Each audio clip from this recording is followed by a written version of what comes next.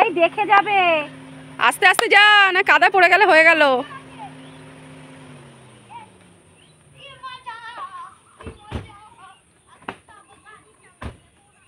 চ চ, বেশি দূর যেতে হবে না, হাওয়া নেই বাতাস নাই, গরম লাগে। এখন ঘড়িতে টাইম বলছে পৌনে পাঁচটা তো। 5:30। ও 5:30 বাজে, হ্যাঁ ভুলভাল বলছি। ঘড়ির টাইম এখন 5:40। তো রেডি সেডি হয়ে গেছে, এবার বাড়ির পথে রওনা দেবো। যা গরমে আর ভাল লাগছে না ভাই, যেখানে যার বাড়ি সেখানেই ঠিক আছি। তো কালকে এসছি, এবার আজকেও চলে যাচ্ছি। তাই যাওয়ার আগে একটু ধান ক্ষেতগুলো দেখে যাচ্ছি, কারণ নাহলে আফসোস থেকে যাবে। আর এই ছোটোবেলায় ধান খেতে কত মজা করেছি, কত আনন্দ করেছি, কত ঘুরেছি, তো একটু না দেখে গেলে মনটা খুঁতখুত লাগবে। এই আর যাসনি, এবি কয়েকটা ছবি তুলে নে ধান খেতে। সব মানে ছোটোবেলার খেলার জায়গা বলতে গেলে এইসব। আর খুব গরমের সময় এসেছি তো, ধানগুলো একদম ছোট ছোট তোলা হয়ে গেছে, আর কচি কচি সবে বেরিয়েছে। এই ঠান্ডাকালে আসলে একদম পুরো মাঠ ভরে সোনালি রঙের ধান থাকতো।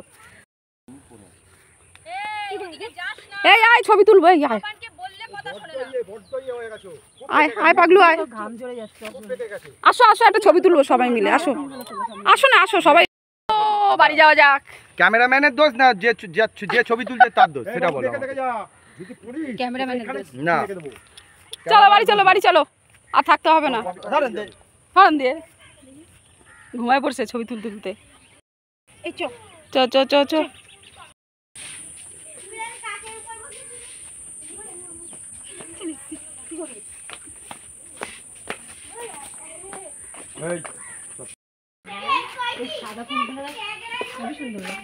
হ্যাঁ সাদা জবা। চলো ওখান দিয়েই তো টোটো ধরবে। হ্যাঁ চলো, ব্যাকপ্যাক নিয়েই চলো। কোনো জায়গায় যাব সেই যাওয়ার যে একটা আলাদা আনন্দ, সে আনন্দটাই যেন অন্যরকম। তো এসে আবার এই যে চলে যাচ্ছি, এখন যেন বেশি মন খারাপ লাগছে। আর সব থেকে মন খারাপ লাগছে আমার দিদা তো কান্না করেই দিয়েছে। সেই ছোটোবেলা থেকেই দেখি, যখনই আমরা আসি, যখনই আমরা বাড়ি ফিরে যাই, তো দিদার চোখে জল তো চলেই আসে। কি আর করা যাবে, বাড়ি তো ফিরতেই হবে, এই গরমের জন্য আর থাকা যাচ্ছে না। সো বন্ধুরা, এখন তোমাদের দেখো একটা নদী দেখাচ্ছি। এটা হলো দামোদর নদীর একটা শাখা, এখান থেকে বয়ে গেছে।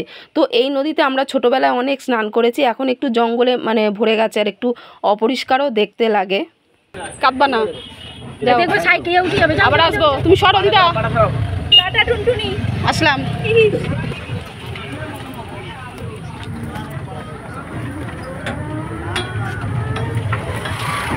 রাজু এলোই না। ঠিক আছে, টোটো করে চেপে চলে আসলাম নিমু স্টেশনে। তো বেশিক্ষণ লাগেনি, কিন্তু হাঁটা পথে অনেকটা।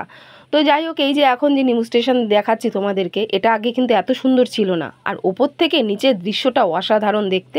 তো এখন কিন্তু ওই মোটামুটি অন্ধকার হয়েই এসছে, খুব সুন্দর যে ভিডিওটা হচ্ছে তা না। আর পাশেই রয়েছে পদ্মপুকুর, তো পদ্মপুকুরটাও দেখতে খুব ভালো লাগছিল, ফোনে অতটা সুন্দর লাগছিল না। তো স্টেশনে ঢুকতে না ঢুকতেই গাড়ি তো চলেই এসছে, খুব ভালো হলো, বেশিক্ষণ স্টেশনে বসে থাকতে ভালো লাগে না। তো যখন কালকেই তো মামাবাড়ি এসেছিলাম, তো কালকে কয়েকটা রিলস বানানো গেছিলো। এখন যেহেতু ফিরছি, তো এখন আর রিলসটা বানানো গেল না, ওই যে সময় নেই, যেহেতু স্টেশনে ঢুকতেই ট্রেনটা ঢুকে গেল।